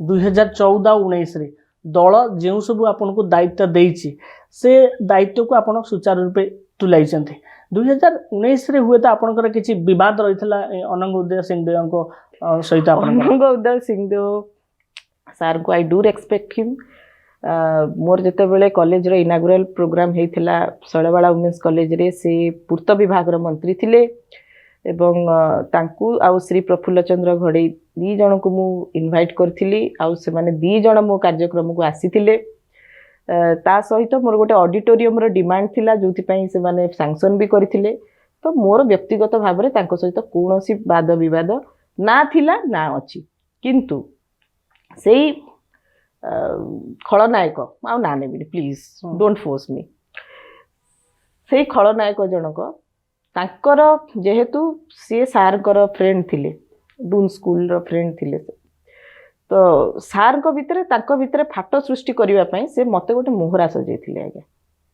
जे आपण बलांगीर मते काहे पाटनागढ़ ऑब्जर्वर करके पठा गला मु तो कहि नथिली पाटनागढ़ ऑब्जर्वर होई कि जीवा पे से व्यक्ति जनक पठैथिले सी चाहूतिले जे सार को पाखरे आज भी चाहूछंदी सार को पाखरे जो माने सब क्लोज तांकू केमती तांकोठु प्रथम दूर करबा एई जिनसटी से सब बेले चाहूतिले एवं सेइथि पई से मते गोटे मोहरा सजेथिले आहरी भी अनेक चर्चा हुए आपण नो अन्य जो लीडर माने जीव मान भी नवीन पटनायक पाखरे क्लोज था धीरे धीरे समस्त दूरे गले कौन से गोटे लोक समस्त दूरे गले सिंड्रोम तो सेम आपण जदि देखिए गोटे डॉक्टर पाक जिबे हमें जिते कोविड होता समस्त कह जाता ऑक्सीजन लेवल कमुची पार्टीर माने टेस्ट पड़ौची स्मेल पड़ौची सब तक सिम्पटम्स गुड़ाक सेम रोला तो से डायग्नोज करा कौन यहाँ कोविड होली ठीक से ही आपड़ जो देखुं सब सिम्पटम्स गुड़ाक सेम ताले रोग भी सेम ना रोग है से चाहूना जे सार पाखे किए क्लोज होकर रुहतु बोले आगे ऋषि भाई सार कर केते क्लोज तांकू देह खराब पर हॉस्पिटल आसला पर देखाबार सुजोग दिया गलानी से माने ए जो मु सोशल मीडिया रे पोस्ट करबा पूर्वरु भी मु मध्य तांकू बहुत थर मागी जे सार मु टिके देखा करिवि आज्ञा पॉलिटिक्स करू बा न करू जने व्यक्ति असुस्थ अछंती फेरीचंती हॉस्पिटल देखा करिवार गोटे सामान्य सुजोग ता तुमे दबो नै सेतरे कोन जाईकरी जने कोन सार कानर कोन फोड़ी पकोची ना किसी कही पकाउची गोटे कटसी भिजिट आज्ञा यहीटा जदि करने को दिया न जाऊँगी ताले भावतु से मानसिकता केते नीच तो नवीन पटनायक एते अंध भाव विश्वास कर बीके पांड्यान शुणु नवीन पटनायक सार कर वर्तमान जदि आपण देखिए एज हो गला आपण घर टिके चिंता करना आम बापा माँ जेजेमा जेजेबापा जिते बड़े सर्टन एज को पड़े आसती न्याचुराली जनक ऊपर डिपेंडेंसी बढ़ी जाए से माने चाहती जे आमर यही माने बयस रे कि आमको गोटे सहारा दो आम टिके ठिया हो आमर टिके काम करू किंतु तार जदि आपण मिसयूटिलाइज करी आपण देखिचंती ना केते जगह रे पुआ माने बापा को कोन ତାଙ୍କର ସାହାଯ୍ୟ କରିବାକୁ ଯାଇ ସବୁ ସମ୍ପତ୍ତି ବାଡ଼ି ତାଙ୍କ ନାଁରେ କରେଇ ନିଅନ୍ତି। ହୁଁ। ସିନେମାରେ ଦେଖୁଛନ୍ତି, ଟେଲିଭିଜନରେ ଦେଖୁଛନ୍ତି, ବାସ୍ତବରେ ବି ସେୟା ହଉଛି। ସେଇ ଦୁର୍ବଳ ସମୟର ଫାଇଦା ନେଇ ନିଜର ଉଦ୍ଦେଶ୍ୟକୁ ଚରିତାର୍ଥ କରିବାର ବହୁତ ଚରିତ୍ର ଆମେ ଦେଖୁଛୁ ସମାଜରେ। ସେଇଭଳିଆ ଚରିତ୍ର ହେଉଛନ୍ତି ଏ ବ୍ୟକ୍ତି ଜଣକ। 2024 ବିଜେଡି କାହିଁ ହାରିଲା? 2024 ବିଜେଡି ହାରିବାର ଅନେକ ଗୁଡ଼ିଏ କାରଣ ଅଛି। ପ୍ରଥମତଃ ତ ସାର୍ କ୍ୟାମ୍ପେନ୍ କରିବା ପାଇଁ ଗଲେ ନାହିଁ। 40 ଜଣିଆ ଗୋଟେ ଷ୍ଟାର ପ୍ରଚାରକ ତାଲିକା ବାହାରିଲା, ସେଇ ତାଲିକାରେ ଯେଉଁମାନେ ଥିଲେ ସେମାନେ ମଧ୍ୟ ଗଲେ ନାହିଁ। ଜଣେ ବ୍ୟକ୍ତି କେବଳ ପ୍ରଚାର ପ୍ରସାର କଲେ। ଯେଉଁମାନେ କ୍ୟାଣ୍ଡିଡେଟ୍ ହେବେ ସେମାନେ ଷ୍ଟେଜ୍ ଉପରକୁ ଚଢ଼ିପାରିବେ ନାହିଁ। ଇଏ ଆଗ ସ୍ପିଚ୍ ଦେବେ, ତାପରେ ସେ କ୍ୟାଣ୍ଡିଡେଟ୍ ମାନେ ଯାଇକରି ଷ୍ଟେଜ୍କୁ ଚଢ଼ିବେ। ତ ନ୍ୟାଚୁରାଲି ଲୋକଙ୍କ ଭିତରେ ଗୋଟେ ସେଇ ଭାବନା ଆସିଗଲା ଯେ ଆମେ ଯେଉଁ ନବୀନ ପଟ୍ଟନାୟକକୁ ଭୋଟ୍ ଦେଉଥିଲୁ, ବୋଧେ ଆଉ ନବୀନ ପଟ୍ଟନାୟକ ବୋଧେ ଆଉ ରୁଲ୍ କରିବେ ନାହିଁ। ବିଜେଡି ଜିତିଲେ ବି ଏଇ ବ୍ୟକ୍ତି ଜଣକ ଚଳେଇବେ ଦଳକୁ ବା ସରକାରକୁ। ଲୋକଙ୍କର ଗୋଟେ ବିତୃଷ୍ଣା ଭାବ ଆସିଲା, ଆଉ ଲୋକ ଭୋଟ୍ ଦେଲେ ନାହିଁ। କେବଳ ଜଣେ ବ୍ୟକ୍ତି ବିକେ ପାଣ୍ଡିଆନଙ୍କ ପାଇଁ ଦଳ ହାରିଗଲା। ଆଜ୍ଞା, ଗୋଟେ ହାଣ୍ଡିରେ ଆପଣ ହାଣ୍ଡିଟିଏ ବଢ଼ିଆ କ୍ଷୀରି କରନ୍ତୁ ମଲାଇ ପକେଇକି, ଗୋଟାଏ ଝିଟିପିଟି ଛାତରୁ ଗଳି ପଡ଼ିଲେ ସେ ହାଣ୍ଡିର ଯେତିକି କ୍ଷୀରି ବିଷାକ୍ତ ହେଇଯାଏ ନା ନାହିଁ? ଗୋଟେ ବୁନ୍ଦା ବିଷ ପୁରା ହାଣ୍ଡିକୁ ବିଷାକ୍ତ କରିବା ପାଇଁ ସଫିସିଏଣ୍ଟ। ଆପଣ ଯେତେବେଳେ ବି ନବୀନ ପଟ୍ଟନାୟକଙ୍କୁ ଦେଖା କରିବାକୁ ଚାହାନ୍ତି, ନବୀନ ନିବାସ ହଉ କି ବର୍ତ୍ତମାନ ବି କି ନବୀନ ନିବାସକୁ ବର୍ତ୍ତମାନ କିଏ ମ୍ୟାନେଜ କରୁଛନ୍ତି? ସେ ଜଣେ ତାଙ୍କର ବ୍ୟକ୍ତିଗତ ସଚିବ ଅଛନ୍ତି ଆଦିତ୍ୟ ମହାପାତ୍ର, ଯିଏକି ବିକେ ପାଣ୍ଡିଆନଙ୍କର ଚେଲା, ସେ ମ୍ୟାନେଜ କରୁଛନ୍ତି। ଇଏ ତାଙ୍କ ଥ୍ରୁରୁ ରିମୋଟ, ସେ ହେଲେ ଅପରେଟର, ଇଏ ହେଲେ ରିମୋଟ। ଆପଣ ଯେତେବେଳେ ପୂର୍ବରୁ ନବୀନ ପଟ୍ଟନାୟକକୁ ଦେଖା କରିବାକୁ ଚାହାନ୍ତି ସେତେବେଳେ ବି ଆପଣଙ୍କୁ ନାଇଁ, ନବୀନ ପଟ୍ଟନାୟକକୁ ଦେଖା କରିବାର ସ୍କୋପ ମାନେ ମତେ ମନା କରାଯାଇଛି କେବେ? ଏବେ ଯେତେବେଳେ ତାଙ୍କର ଦେହ ଖରାପ ହେଲା, ସେ ହସ୍ପିଟାଲରୁ ଫେରିଲେ। ତା ଆଗରୁ ମୁଁ ତ ଯାଉଥିଲି 24 ନିର୍ବାଚନ ପରେ ବି। ଯେଉଁଦିନ ହାରିଲା ଦଳ, ତାର ଦି ଭେରି ନେକ୍ସଟ ଡେ ଯେଉଁଦିନ ସାର୍ ରିଜାଇନ୍ କରିକିରି ଆସିଲେ, ଗଭର୍ଣ୍ଣର ହାଉସରୁ ଫେରିଲେ, ତା ପରଦିନ ହିଁ ମୁଁ ଯାଇଥିଲି ସାର୍ଙ୍କୁ ଦେଖା କରିବା ପାଇଁ। ଯାଇଥିଲି, ଅବାଧରେ ଯାଇଥିଲି, କିଛି ରେଷ୍ଟ୍ରିକ୍ସନ୍ ନଥିଲା। କାହିଁକି ନଥିଲା ନା ସିଏ ସନ୍ନ୍ୟାସୀ ନେଲି ବୋଲି କହିକିରି ବାହାରି ଯାଇଥିଲେ। କିନ୍ତୁ ତା ପୂର୍ବରୁ ଯେଉଁ କୋଭିଡରୁ 2024 ଭିତରେ ଗୋଟେ ପାଣ୍ଡିଆନ ପାଚେରୀ ସେଠି ସୃଷ୍ଟି ହେଇଯାଇଥିଲା, ଭର୍ଚୁଆଲ ପାଚେରୀ, ଯେଉଁ ପାଚେରୀକୁ ଅତିକ୍ରମ କରିକିରି ମୁଁ କ'ଣ ଆଜ୍ଞା ବହୁତ ବଡ଼ ବଡ଼ ନେତା ଯାଇପାରୁନଥିଲେ। ଏବେ ବି ସେଇ ସନ୍ନ୍ୟାସୀଙ୍କ ଦବଦବାର ଅଛି। ସେ ଆଜ୍ଞା ସନ୍ନ୍ୟାସୀ କହିକିରି ମାନେ ମୁଁ ତ ସେଥିପାଇଁ କହିଲି ଆଜ୍ଞା, ସନ୍ନ୍ୟାସୀ ଶବ୍ଦଟା ସୁଟ୍ କରୁନାହିଁ, ଭଣ୍ଡ ସନ୍ନ୍ୟାସୀ ଶବ୍ଦଟା। ଆପଣ ବି ପୋଷ୍ଟ କରିଥିଲେ ଭଣ୍ଡ ସନ୍ନ୍ୟାସୀ। ଭଣ୍ଡ ସନ୍ନ୍ୟାସୀଟା ସୁଟ୍ କରୁଛି। ଏବେ ବି ଭଣ୍ଡ ସନ୍ନ୍ୟାସୀ ବିଜେଡିକୁ ପରିଚାଳନା କରୁଛନ୍ତି ପୁରା 200%। ବିଜେଡିର ଭବିଷ୍ୟତକୁ ଆପଣ କେମିତି ଦେଖୁଛନ୍ତି? ବିଜେଡିର ଭବିଷ୍ୟତ ଯେଉଁମାନେ ଏବେ ସେଥିରେ ଅଛନ୍ତି ସେମାନେ ଚିନ୍ତା କରନ୍ତୁ। ମୋର ଚିନ୍ତା କରିବାର କୌଣସି ଆବଶ୍ୟକତା ନାହିଁ। ମୁଁ ଖାଲି ଏତିକି ଚାହୁଁଛି ସାର୍ ସୁସ୍ଥ ହେଇକି ରୁହନ୍ତୁ ଏବଂ ଯେଉଁ ଦଳ ଓଡ଼ିଶାବାସୀଙ୍କର ମାନେ କ'ଣ ଲୋକଙ୍କ ଦଳ ହେଇକି ଥିଲା, ସେ ଆଉ ଲୋକର ଦଳ ନ ହଉ। ବର୍ତ୍ତମାନ ସେଟା ଗୋଟେ ଲୋକର ଦଳ ହେଇଯାଇଛି। ଏଗେନ୍ ବିଜେଡି ଲୋକଙ୍କ ଦଳ ହେଇଯାଉ। 2022ରେ ଆପଣ ଯେତେବେଳେ ମମିତା ମେହର କେସ୍ ଯେତେବେଳେ ରାଜ୍ୟରେ ଚର୍ଚ୍ଚା ହେଉଥିଲା, ସେଇ ସମୟରେ ଆପଣଙ୍କୁ କୁହାଯାଇଥିଲା ଯେ ଗୋଟେ ପ୍ରେସମିଟ୍ କରିକି ଲୋକଙ୍କୁ ଟିକେ ବୁଝେଇବା ପାଇଁ। ବହୁତ ଥର କୁହାଯାଇଛି, କୋଶଳୀ ଭାଷାକୁ ଜାଣନ୍ତି। ହଁ, ବହୁତ ଥର ମୋତେ କୁହାଯାଇଛି। ମୁଁ କିନ୍ତୁ କମ୍ପ୍ଲିଟଲି ମନା କରିଦେଇଥିଲି। ଆଉ କାହିଁକି ମନା କରିଥିଲି ଆଜ୍ଞା, ମମିତା ମେହର କେସ୍ ବୋଲିକିରି ନୁହଁ, ଆପଣ ଦେଖିବେ ଯେକୌଣସି ମାନେ ନାରୀ ନିର୍ଯାତନା କେସ୍ରେ ବା ଲ ଆଣ୍ଡ ଅର୍ଡର ସିଚୁଏସନ୍ ଯେଉଁଥିରେ ହେବାର ବହୁତ ଚାନ୍ସେସ୍ ଥାଏ, ଯେଉଁ ମ୍ୟାଟର ସବଜୁଡିସ୍ ହେଇକିରି ଥାଏ, ଡିସିଜନ୍ ପେଣ୍ଡିଂ ଥାଏ, ସେଇ ସବୁ କେସ୍ରେ ମୁଁ ଏଇଥିପାଇଁ କୁହେ ନାହିଁ, କାହିଁକିନା ଯେହେତୁ ମୁଁ ଲ ପଢ଼ିଛି, ଏଇଟା ଗୋଟେ ମିନିମମ୍ କଟ୍ସି ହେଲା ଆପଣଙ୍କର ଯେ ଆପଣ ଆପଣଙ୍କର ଆଚରଣ ବା ଉଚ୍ଚାରଣରେ କୌଣସି ଡିସିଜନକୁ କେବେ ବି ପ୍ରଭାବିତ କରିବା ଉଚିତ ନୁହଁ। ଏବଂ ଯଦି ଗଣମାଧ୍ୟମରେ ବା ସୋସିଆଲ ମିଡ଼ିଆରେ ଆପଣ ଆପଣଙ୍କର ମନ୍ତବ୍ୟ ବା ମତ ଦେଉଛନ୍ତି, ସେଟା ସପକ୍ଷରେ ହେଉ ବା ବିପକ୍ଷରେ ହେଉ, ସବଜୁଡିସ୍ ମ୍ୟାଟରରେ, ତାହେଲେ କେଉଁଠି ନା କେଉଁଠି ଆପଣଙ୍କ ମତକୁ ନେଇ ଆଉ 4ଟି ଲୋକ ଡିସ୍କସନ୍ କରିବେ, ତାଙ୍କୁ ଡିସ୍କସନ୍ ଶୁଣି ଆଉ 4ଟି ଲୋକ ଡିସ୍କସନ୍ କରିବେ। ତେଣୁକରି ଯେତେବେଳେ ଗୋଟେ ମ୍ୟାଟର ସବଜୁଡିସ୍ ଥାଏ, ତାକୁ ପ୍ରଭାବିତ କରିବାର କୌଣସି ଅଧିକାର କୌଣସି ନାଗରିକର ନାହିଁ। ଆପଣ ବିଜେଡି ସହ ସମ୍ପର୍କ କେବେଠୁ ତୁଟେଇଲେଣି ମାନସିକ ଭାବେ ଆଉ ପରେ ତ ଆପଣ ଆମେ ଜାଣିଛୁ ବିଜେଡିରେ ଆପଣଙ୍କୁ ନିଲମ୍ବିତ ମତେ କରାଯାଇଥିଲା। ଯେତେବେଳେ ମୋର ଚରିତ୍ର ସଂହାର କରାଗଲା ମୁଁ ସବୁ ଜିନିଷକୁ ଆଜ୍ଞା ବରଦାସ୍ତ କରିପାରିବି କିନ୍ତୁ ମୋ ମାନେ ମତେ ନେଇ ଅଶାଳୀନ ଭାଷା ଯେତେବେଳେ ପ୍ରୟୋଗ କରାଗଲା ଏବଂ ଜଣେ ବୟସ୍କ ବ୍ୟକ୍ତି କଲେ ହଁ। ନ୍ୟାଚୁରାଲି ମୁଁ ମୋର ଗାର୍ଡିଆନ ହିସାବରେ ସାର୍ଙ୍କୁ ଜଣାଇବାକୁ ଯାଇଥିଲି ଆଉ ଯେତେବେଳେ ମୁଁ ଦେଖିଲି ଯେ ସିଏ ଏଇ ମ୍ୟାଟର ଉପରେ ମାନେ କ'ଣ ନିଦର ହି ୱାଜ୍ କନସର୍ନ ନର ହି ୱାଜ୍ ଇଣ୍ଟରେଷ୍ଟେଡ୍ ସେତେବେଳେ ମୁଁ ଜାଣିଗଲି ଯେ ନାଇଁ ଯୋଉଠି ମୋର ସମ୍ମାନ ନାହିଁ ବା ମୋ ସମ୍ମାନକୁ ଜଗିବା ପାଇଁ କେହି ନାହାନ୍ତି ମାନସିକ ସ୍ତରରେ ମୁଁ ଦୂରେଇ ଗଲି। କଂଗ୍ରେସର ଜଣେ ବରିଷ୍ଠ ନେତା ଆପଣଙ୍କୁ ସୁପନେଖା କହି କମେଣ୍ଟ କରିଥିଲେ ଏ ବିଷୟରେ ଆପଣ ନବୀନ ପଟ୍ଟନାୟକଙ୍କୁ କ'ଣ କହିଥିଲେ? ଜଣେଇଥିଲି ଓଭିୟସଲି ଆପଣଙ୍କ ଘରେ ଝିଅଟେ ଅଛି ବାହାରେ ଜଣେ ତାକୁ କମେଣ୍ଟ ମାରିବ ସେ ଯାଇକି ତା ବାପା ମାଆଙ୍କୁ କହିବନି ବାପା ମା କ'ଣ କହିବେ ଆଇଦର ପାଖ ଥାନାରେ କମ୍ପ୍ଲେନ୍ଟେ ଦେବେ ଯେ ମୋ ଝିଅକୁ କିଏ ଅସଦାଚରଣ କରୁଛି ବା ନିଜେ ତାକୁ ଡାକିକିରି କାଉନସିଲିଂ କରିବେ ବା କିଛି ଗୋଟେ ବ୍ୟବସ୍ଥା କରିବେ ଯେ ଏଇଟା ଫର୍ଦର କେମିତି ନ ହଉ। ଯଦି ବାପା ମା ସେଠି ବିମୁଖ ହେଇଗଲେ ସେ ଛୁଆଟା କ'ଣ କରିବ ଆଜ୍ଞା? କ'ଣ କହିଲେ ନବୀନ ପଟ୍ଟନାୟକ ଆପଣଙ୍କୁ? It happens in politics. VK Pandian ପ୍ରସଙ୍ଗରେ ଆଉ ଗୋଟେ ପ୍ରଶ୍ନ ପଚାରିବି। ଭିକେ ପାଣ୍ଡିଆନ ଯେତେବେଳେ ଓଡ଼ିଶାର ବିଭିନ୍ନ ଜିଲ୍ଲା ବିଭିନ୍ନ ଅଞ୍ଚଳ ବୁଲୁଥିଲେ ତାପରେ ସରକାରୀ ଅଧିକାରୀ ହିଁ ବୁଲୁଥିଲେ ପରେ ସେ ରାଜନୀତିରେ ଯୋଗ ଦେଲେ ଆପଣଙ୍କୁ ଲାଗୁଥିଲା ଯେ ଭିକେ ପାଣ୍ଡିଆନ ନିର୍ବାଚନ ଲଢ଼ିକିରି ଗୋଟେ ବଡ଼ ପଦବୀ ହାସଲ କରିଦେବେ ରାଜ୍ୟ ରାଜନୀତିର ଗୋଟେ କେଉଁଠି ବଡ଼ ଚେହେରା ହେବେ ଏବଂ ଗୋଟେ ସରକାରର ଗୋଟେ ହେଡ୍ ପୋଜିସନ୍ ମୁଖ୍ୟମନ୍ତ୍ରୀ ବି କହିପାରିବା ହେଇପାରନ୍ତି ସେମିତି କିଛି ଆପଣ ଆକଳନ କରୁଥିଲେ କି? ମୋତେ କଣ୍ଟାବାଞ୍ଜିର ବହୁତ ବରିଷ୍ଠ ନେତା କଣ୍ଟାବାଞ୍ଜିର ଅନେକ ମାନେ ସେ ଅଞ୍ଚଳର ବ୍ୟକ୍ତିବିଶେଷ ମୋତେ କହିଛନ୍ତି ଆଜ୍ଞା କଣ୍ଟାବାଞ୍ଜିରେ ନବୀନ ପଟ୍ଟନାୟକ ହାରିଯିବେ।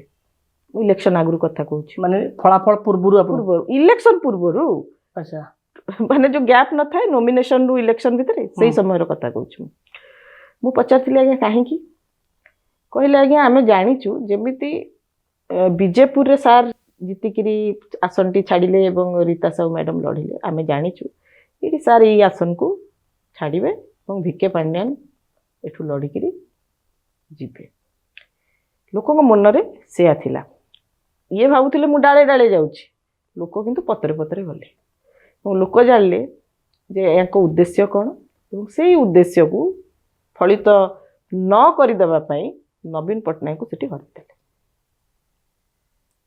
ତାହେଲେ ଯୋଉ ଆକଳନ କରାଯାଉଥିଲା ଯେ ଭିକେ ପାଣ୍ଡିଆନ ପୁଣି ସେଠି ନିର୍ବାଚନ ଲଢ଼ିକି ହୁଏତ କିଛି ଗୋଟେ ବଡ଼ ପଦବୀରେ ରହିଥାଏ। ହଁ ନିଶ୍ଚୟ। ଆପଣ ଏବେ ବିଜେପି ସହିତ ଯୋଗାଯୋଗରେ ଅଛନ୍ତି ବୋଲି ଚର୍ଚ୍ଚା ହେଉଛି ଯେହେତୁ ଆପଣ ବର୍ତ୍ତମାନ କେଉଁ ଦଳରେ ନାହାନ୍ତି କେଉଁ ଦଳରେ ପୁଣି ଯୋଗ ଦେବେ ନା ନାହିଁ ଆପଣଙ୍କ ରାଜନୀତି କ୍ୟାରିୟର ପାଇଁ? ଏବେ ଗୋଟେ ମୁଁ ପଲିଟିକାଲ ଇଏରୁ ବ୍ରେକ୍ ନେଇଛି ଆଉ ଗୋଟେ ଛୋଟିଆ କଥା କହିବି ଆଜ୍ଞା ପଲିଟିକ୍ସକୁ ଆପଣ କେବେ ପେଶା ବୋଲି ଭାବିବେ ନାହିଁ ପଲିଟିକ୍ସ ସବୁବେଳେ ସେବା ମନୋଭାବରେ କରାଯାଏ କିନ୍ତୁ ଅଧିକାଂଶ ତ ପେଶା ବୋଲି ଭାବିଦେଲେନି। ହଁ ଭାବୁଥିବେ ପଲିଟିକ୍ସକୁ ଯେଉଁଦିନ ଆପଣ ପେଶା ବୋଲି ଭାବିବେ ସାଧାରଣ ଜନତା ଆଜ୍ଞା ପେଶୀ ହେଇଯିବେ କାହିଁକିନା ଆପଣ ଯଦି ରାଜନୀତିରୁ ଫାଇଦା ନେବା ପାଇଁ ଚାହିଁବେ ଯେଉଁ ଫାଇଦାଟା ନାଗରିକମାନଙ୍କୁ ଯିବା ଦରକାର ତାହେଲେ ଆପଣ ତ ସେଠି ଗୋଟେ ମାନେ ପାଚିରି ହେଇକିରି ବନ୍ଧ ହେଇକି ଠିଆ ହେଇଗଲେ ତେଣୁକରି ମୁଁ ପଲିଟିକ୍ସକୁ ପେଶା ବୋଲି ଭାବି ନାହିଁ ସେବା ବୋଲି ଭାବିଛି ଏବଂ ସେବା କରିବାର ଯେବେ ସୁଯୋଗ ଆସିବ ଏଗେନ୍ ମୁଁ କରିବି ସେବା ଏଇଟା ମୋର ପେଶା ନୁହଁ। ପଲିଟିକ୍ସ ଲୋକଙ୍କର ସେବା ପାଇଁ କରାଯାଏ ନିଜ ପେଟ ପୋଷିବା ପାଇଁ କରାଯାଏ ନାହିଁ ଯେବେ ଲୋକଙ୍କର ସେବା କରିବା ପାଇଁ ସୁଯୋଗ ଭଗବାନ ଦେବେ ସୁଯୋଗଟା ସବୁବେଳେ ଆଜ୍ଞା ମନେ ରଖିଥାନ୍ତୁ ଭଗବାନ ହିଁ ଦିଅନ୍ତି କାହାକୁ ଆମେ ସେବା କରିବା ସେ ସୁଯୋଗ ଭଗବାନ ହିଁ ଦିଅନ୍ତି ଭଗବାନ ଯଦି ଦେବେ ନିଶ୍ଚୟ ମୁଁ କରିବି। ଆପଣ ଯେଉଁ ଚର୍ଚ୍ଚା ହେଉଛି ଯେ ଆପଣ ବିଜେପି ସମ୍ପର୍କରେ ଅଛନ୍ତି ସେ ଆଜ୍ଞା ଆମେ ଯେଉଁ ରାଜନୈତିକ କ୍ୟାରିୟରଟି 20 ବର୍ଷର ମୋର ରହିଲା ନିଶ୍ଚିତ ଭାବରେ ଆମେ ବହୁତ ଅନୁଷ୍ଠାନ ସହିତ ବହୁତ ବ୍ୟକ୍ତିବିଶେଷଙ୍କ ସହିତ ସଂସ୍ପର୍ଶରେ ଆସିଛୁ ପ୍ରତ୍ୟକ୍ଷରେ ହେଉ ବା ପରୋକ୍ଷରେ ହେଉ ଆମେ ରାଜନୀତି କରୁ ବା ନ କରୁ କିଛି କାର୍ଯ୍ୟକ୍ରମରେ ଆପଣଙ୍କୁ ଲୋକ ଗେଷ୍ଟ କରି ଡାକିବେ ଏବଂ ସେଇ କାର୍ଯ୍ୟକ୍ରମରେ ଅନ୍ୟ ଦଳର ଲୋକ ମଧ୍ୟ ଆସିବେ ଆଉ ସେଠି ଯଦି ଆପଣଙ୍କର ଦେଖା ହେଇଗଲା ଏବଂ ଫଟୋଟେ ଯଦି ମିଡ଼ିଆରେ ବା ସୋସିଆଲ ମିଡ଼ିଆରେ ପୋଷ୍ଟ ହେଇଗଲା ସେଥିରୁ ଆପଣ କନକ୍ଲୁଜନ୍ ଡ୍ର କରିଦେବେ କି ଆପଣ କାହା ଯୋଗାଯୋଗରେ ଅଛନ୍ତି ବୋଲି ମୁଁ ତ ଭାବୁନି ସେଟା କରିବା ଉଚିତ କାହିଁକି ନା ମୁଁ ତ ୟାସିର ବାବୁ ଯିଏ ଏମପି ଠିଆ ହେଇଥିଲେ କଂଗ୍ରେସ ଆଡୁ ତାଙ୍କ ବିଭାଘରକୁ ବି ଯାଇଥିଲି। ସେଟା କିନ୍ତୁ କଣ ବିଜେଡି ଅସୁବିଧା ଅଛି? ଦଳ ସହିତ ଆପଣଙ୍କର ଫଟୋ ନଥିଲା ଯେତେବେଳେ ଆପଣ ବିଜେଡି ନିଲମ୍ବିତ ହେଇଛନ୍ତି। ନଥିଲା କଣ କହିଲେ, ଯୋଉ ନେତାମାନେ ଅଛନ୍ତି ନା ତାଙ୍କୁ ଭୟ ଅଛି। ଆପଣଙ୍କ ପାଖରେ ଛିଡା ମୋ ହେଇପାରିବେ।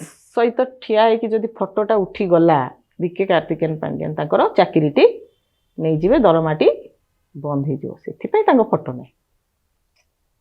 ଯେହେତୁ ଆପଣ ବିଜେଡିରେ ବର୍ତ୍ତମାନ ନାହାନ୍ତି, କଂଗ୍ରେସ ଆଉ ବିଜେପି କୋଉ ଦଳକୁ ଆପଣ ଯିବେ ବୋଲି ଇନ୍ ଫ୍ୟୁଚର? ମୋର ସେବା କରିବାର ଦେଖନ୍ତୁ, ମୁଁ ଏଗେନ୍ ଆପଣଙ୍କୁ କହୁଛି, ମୁଁ ବିଲକୁଲ ପେଶା ପାଇଁ କି କୌଣସି ଦଳକୁ ଯିବି ନାହିଁ। ମୋତେ ସେବା କରିବାର ସ୍କୋପ୍ ଯୋଉ ଦଳରେ ମିଳିବ, ଯୋଉ ଦଳର ଆଇଡିଓଲୋଜି ମୋ ଆଇଡିଓଲୋଜି ସହିତ ମ୍ୟାଚ୍ କରିବ, ସମୟ କହିବ।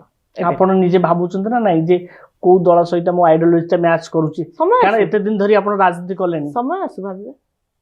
ବର୍ତ୍ତମାନ କିଛି ଭାବିନାହାନ୍ତି? ନା, ଏବେ କିଛି ମୁଁ ଭାବିନି। ପୂର୍ବତନ ମୁଖ୍ୟମନ୍ତ୍ରୀ ନବୀନ ପଟ୍ଟନାୟକ, ବର୍ତ୍ତମାନର ମୁଖ୍ୟମନ୍ତ୍ରୀ ମୋହନ ଚରଣ ମାଝୀଙ୍କୁ କ'ଣ ପାର୍ଥକ୍ୟ ଦେଖୁଛନ୍ତି ଆପଣ? ପୂର୍ବତନ ମୁଖ୍ୟମନ୍ତ୍ରୀ ନବୀନ ପଟ୍ଟନାୟକ ତ ମୋ ନେତା, ନିଶ୍ଚିତ ଭାବରେ ତାଙ୍କ ପ୍ରତି ମୋର ଗୋଟେ ୱିକନେସ୍ ରହିବ। ଆଉ ସେ ବହୁତ ଏକ୍ସପିରିଏନ୍ସଡ ଏବଂ ଓଡ଼ିଶାକୁ ଗୋଟେ ବିକଶିତ ରାଜ୍ୟରେ ପରିଣତ କରିବାରେ ତାଙ୍କର ବହୁତ ବଡ଼ ଭୂମିକା ରହିଛି। ଏବଂ ଆମେ ଯେତେ ସମସ୍ତେ ଥିଲୁ ତାଙ୍କ ସହିତ କାମ କରୁଥିଲୁ, ସମସ୍ତେ ଗୁଣ୍ଡୁଚି ମୂଷା ଭଳିଆ ତାଙ୍କୁ ସାହାଯ୍ୟ କରିଛୁ। ବର୍ତ୍ତମାନର ମୁଖ୍ୟମନ୍ତ୍ରୀ ଶ୍ରୀ ମୋହନ ଚରଣ ମାଝୀ ଜଣେ ସାଧାରଣ ମଣିଷ। ସିଏ ମାନେ କ'ଣ ଲୋକଙ୍କ ଦ୍ୱାରା ଆଦୃତ ହେଇଛନ୍ତି ଏବଂ ଲୋକ ତାଙ୍କୁ ଦେଖା କରିବାର ସ୍କୋପ୍ ମଧ୍ୟ ପାଉଛନ୍ତି, ଯେଉଁ ସ୍କୋପ୍ଟା ଏଠି ଖଳନାୟକ ଅଟକେଇ ଦେଇଥିଲେ। ଏମିତି ନୁହେଁ ଯେ ନବୀନ ପଟ୍ଟନାୟକ ଦେଖା କରିବାକୁ ଚାହୁଁନଥିଲେ, ସେ ଖଳନାୟକ ସେଠି ଗୋଟେ ଚେକ୍ ଦେଉଥିଲେ। ଏଠି ସେମିତି ଖଳନାୟକ ବୋଧେ ନାହାନ୍ତି, ଯେଉଁଥିପାଇଁ ଲୋକେ ତାଙ୍କ ମୁଖ୍ୟମନ୍ତ୍ରୀଙ୍କ ସହିତ ଡାଇରେକ୍ଟ ଦେଖା କରିବାର ସ୍କୋପ୍ ପାଉଛନ୍ତି। ଏବଂ ନିଶ୍ଚିତ 1.5 ବର୍ଷର ସରକାର ଏବଂ 24 ବର୍ଷର ସରକାରକୁ ଆପଣ କମ୍ପେୟାର କରିବାଟା କେବେ ବି ଉଚିତ ନୁହଁ। ସମୟ କହିବ ସେ କେମିତି ପରଫର୍ମାନ୍ସ ଦେବେ। ଦୁଇ ବ୍ୟକ୍ତି ନବୀନ ପଟ୍ଟନାୟକ ମୋହନ ମାଝୀଙ୍କୁ କେମିତି ଦେଖୁଛନ୍ତି? ସରକାର ଅଲଗା, ବ୍ୟକ୍ତି ଅଲଗା। ଯେତେବେଳେ ଜଣେ ବ୍ୟକ୍ତି ପ୍ରେସିଡେଣ୍ଟ ହୁଅନ୍ତି ବା ରାଜ୍ୟପାଳ ହୁଅନ୍ତି ବା ମୁଖ୍ୟମନ୍ତ୍ରୀ ହୁଅନ୍ତି ବା ପ୍ରଧାନମନ୍ତ୍ରୀ ହୁଅନ୍ତି, ସେ ଆଉ ବ୍ୟକ୍ତି ହେଇ ରୁହନ୍ତିନି, ସେ ଜଣେ ଅନୁଷ୍ଠାନ, ସିଏ ଦେଶର ସମ୍ପତ୍ତି ପାଲଟି ଯାଆନ୍ତି। ତେଣୁକରି ଏଠି ବ୍ୟକ୍ତି କେନ୍ଦ୍ରିକ ଆମେ ଯିବା ନାହିଁ, ମୁଖ୍ୟମନ୍ତ୍ରୀ ପଦବୀକୁ ଯିବା। ଯଦି ଯୋଜନା କଥା କହିବା, ପୂର୍ବ ସରକାରର ଯୋଜନା, ବର୍ତ୍ତମାନର ସରକାର ଯୋଜନା, କୋଉ ଯୋଜନାର ବିଶେଷ କରି ମହିଳାମାନଙ୍କୁ ବେନିଫିଟ୍ ଦେଇଛି ଦୁଇ ସରକାରଙ୍କୁ ଦେଖିବା? ନିଶ୍ଚିତ ଭାବରେ ମହିଳାଙ୍କ ପାଇଁ ବିଜୁ ଜନତା ଦଳ ବି କାମ କରିଥିଲା, କିନ୍ତୁ ମହିଳାଙ୍କ ସ୍କୋପ୍କୁ ଆସ୍ତେ ଆସ୍ତେ ପୁରା ଲାଷ୍ଟ ବେଳକୁ ସ୍କୁଇଜ୍ କରିଦେଇଥିଲେ ଜଣେ ମହିଳା, ଛାଡ଼ନ୍ତୁ ମୁଁ ନାଁ ନେବା ପାଇଁ ଚାହୁଁନି। ଆଉ ବର୍ତ୍ତମାନର ସରକାର ମାଆମାନଙ୍କୁ ବି ସଶକ୍ତ କରିବା ପାଇଁ ବି ତାଙ୍କର ଚେଷ୍ଟା ରହିଛି। ଦେଖନ୍ତୁ ଆଜ୍ଞା, ଆପଣ, ମୁଁ ଗୋଟେ ପଲିଟିକାଲ ପର୍ସନ୍ ବୋଲି ଆପଣ କ୍ୱେଶ୍ଚିନ୍ ପଚାରୁଛନ୍ତି ଯେ ମୁଁ ଗୋଟେ କିଛି କମ୍ପେୟାର କହିଦେବି, ସେ କମ୍ପାରିଜନ୍ ପୁଣି ମିଡ଼ିଆରେ ବାଜିବ, ତାକୁ ନେଇକରି କିଛି ଲୋକ ଟ୍ରୋଲ୍ କରିବେ, କିଛି ଲୋକ ଆକଳନ କରିବେ, ଇଏ ବିଜେଡି ସପକ୍ଷରେ କହୁଛି ବା ଇଏ ବିଜେପି ସପକ୍ଷରେ କହୁଛି। ଆପଣ ସେଟା ଭୁଲି ଯାଆନ୍ତୁ। ସରକାରର ଅର୍ଥ ହେଲା ଲୋକଙ୍କର ପାଇଁ କାମ କରିବାର ସଂସ୍ଥା ହେଉଛି ସରକାର। ତେଣୁକରି ଲୋକ କେମିତି ବେନିଫିଟ୍ ହେବେ ସେଟା ପ୍ରତ୍ୟେକ ସରକାରଙ୍କର ଦାୟିତ୍ୱ। ଏବଂ ମୋର ଆଶା ଯେ ଯେତେବେଳେ ଜଣେ ବ୍ୟକ୍ତି ମନ୍ତ୍ରୀ ଯାଆନ୍ତି ବା ମୁଖ୍ୟମନ୍ତ୍ରୀ ଯାଆନ୍ତି ବା ସରକାରକୁ ପଳେଇ ଆସନ୍ତି, ସେମାନେ ବ୍ୟକ୍ତି ହେଇକି ରୁହନ୍ତିନି, ସେମାନେ ସରକାରରେ ଲୋକଙ୍କର ସେବକ ହିସାବରେ ରୁହନ୍ତି। ଏବଂ ମୁଁ ଭାବୁଛି ଯେହେତୁ 1.5 ବର୍ଷ ହେଇଛି, ଦେଖିବା ଆଉ ତ 3.5 ବର୍ଷ ଅଛି, ନିଶ୍ଚିତ ଭାବରେ ଆଶା କରିବା ଯେ ସରକାର, ମୁଁ କହୁଛି ସରକାର, କୌଣସି ପାର୍ଟି ବା କୌଣସି ବ୍ୟକ୍ତି କଥା କହୁନି, ସରକାର ଲୋକଙ୍କ ପାଇଁ କାମ କରିବେ ବୋଲି ମୋର ଆଶା। ମ୍ୟାମ୍, ଆପଣ ଏବେ, ମୁଁ ଯାହା ରିସର୍ଚ୍ଚ କରିଛି, ଆପଣ କିଛି ବୁକ୍ସ ଏବେ ଲେଖୁଛନ୍ତି, ବହି ଲେଖୁଛନ୍ତି, ପୁସ୍ତକ ବିଷୟରେ କୁହନ୍ତୁ ଯେ କ'ଣ ପୁସ୍ତକର କନସେପ୍ଟ ଅଛି, କୋଉ ବହି ଲେଖୁଛନ୍ତି, କେବେ ରିଲିଜ୍ ହେବ? ମୁଁ ତ 2ଟା ବହି ଲେଖୁଛି, ଗୋଟେ ପଲିଟିକାଲ ବହି ଆଉ ଗୋଟେ ମୋର କିଛି କବିତା ଅଛି। ରିଲିଜ୍ ହେଲେ ତ ଆପଣମାନେ ନିଶ୍ଚିତ ଜାଣିବେ। ଏବଂ ଯଦିଓ ମୁଁ ମୋର ବ୍ୟାକଗ୍ରାଉଣ୍ଡ ଏମଟେକ୍ କମ୍ପ୍ୟୁଟର ସାଇନ୍ସ ଆଉ ଲ କରିଛି, ମୋର ଲିଟରେଚର ସାଙ୍ଗରେ ସେମିତି ବେଶୀ କିଛି ମାନେ ପାଠରେ ପଢ଼ି ନାହିଁ, କିନ୍ତୁ ମୋର ଗୋଟେ ସ୍ୱତନ୍ତ୍ର ୱିକନେସ୍ ଅଛି लिटरेचर प्रति। केबे भी लिटरेचर पढ़ना आपन लिटरेचर जहाँ आपण कंपलसरी सब्जेक्ट रे स्कूलिंग रे स्कूल रे कॉलेज रे अप टू तो ग्रेजुएशन जाके आपनकर तो गोटे कंपलसरी सब्जेक्ट थाए ना सेति की मु पढ़िची किंतु स्पेशल लिटरेचर ऊपर केबे मु पढ़ी नाही किंतु मोर गोटे वीकनेस अच्छी लिटरेचर प्रति मो भाषा को मु भल पाए मो साहित्य को मु भल पाए पिला दिनर कथा मोर बहुत मन पड़े आमर प्रकृतिर कथा को लेकर मु कविता लिखे तेणु करी मु भाबुची बहिटी रिलीज हेले लोकन को भल लागिवो बोली आशा करूची नुआ राइटर हिसाब रे। व्यक्तिगत भावे आपण राजनीति को केमती बुझंती कहली ना राजनीति को मु केबे पेशा बोली भाबे नै बा निशा बोली भाबे नै राजनीति होची सेवा एवं आपण जानिचंती कि नै मु कहि परिबि नै हम घरे मध्ये केही भी राजनीति सहित संश्लिष्ट नुहंती ना मो बापा ना मो ससुर ना मो जेजे ना मो स्वामी ना मो माँ समस्त माने समस्ते एकाडेमिक लाइन रो पिला पाठ पढ़ुवा लाइन रो समस्त आपण केवल डिफरेंट गोटे पॉलिटिक्स करूछन एक्चुअली मु पाठ पढ़ला परे जा सब चाकरी हेइथिला मोर माने पारिवारिक समस्या माने कोन झियो छोट थिला झील छोट थिबा जो मोर सेमतिया किसी स्कोप मिललानी चाकरी करिवार से मु कली ना किंतु मोर भी आज पर्यंत भी मु मझी मझे गोटे गोटे एग्जाम दिए मत कहीं मत भल लगे एग्जामिनेशन हॉल ले बस टिके परीक्षा देवा से पुराना स्मृति को फेरवा छोटिया छोटिया परीक्षा जिते जहाँ हुए मु क्या कहे न कहे मझे मझे गोटे गोटे एग्जाम अपियर कर मत भल लगे एग्जाम अपियर कर लॉ एग्जाम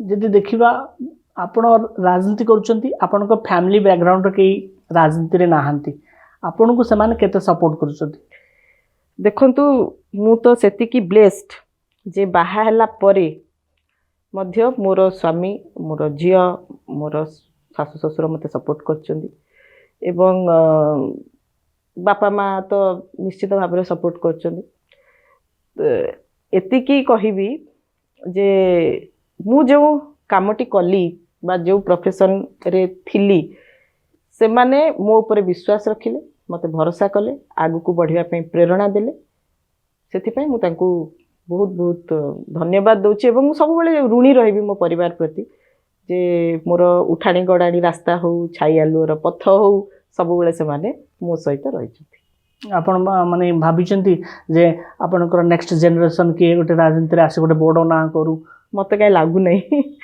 आमर परिवार से बैकग्राउंड नहीं किंतु सबु जिनस माने आपण देखिथिबे महाभारत रे श्रीकृष्ण अर्जुन को बुझाउछंती जे चेंज इज द कांस्टेंट माने सबु बेले परिस्थिति परिवर्तनशील आज जने रंक अछि माने काली राजा हबो आज जने पावर रे अछि माने काली पावरलेस हबो आज जने शक्तिशाली अछि माने काली से शक्तिहीन हबो आज जने दुखी अछि माने काली से खुशी हबो change is the only constant तो से केते बेले को परिवर्तन हो आपणकर पर्सनल लाइफ रे बा प्रोफेशनल लाइफ रे आसीबो यू नेवर नो तेणु करी वेरी प्रैक्टिकली कहूची मु एबे से कथा गुडा कहिले किछि लाभ नै समय कहबो मैम किछ समय पूर्व आम ट्रोलिंग विषय कथा होतले मीडिया ट्रोलिंग विषय रे आपण जते गोटे पोस्ट करंती आपण बीजेडी कु हो किबा इनडायरेक्टली बीजेडी रो एक सक्रिय नेता बीके पांड्यान को विरोध रे हो सेटा को बहुत ट्रोल हुए गण माध्यम रे ये ट्रोल काहे कहूची बोली आपण भाबुचंदी प्रायोजित आज्ञा प्रायोजित केमती आपण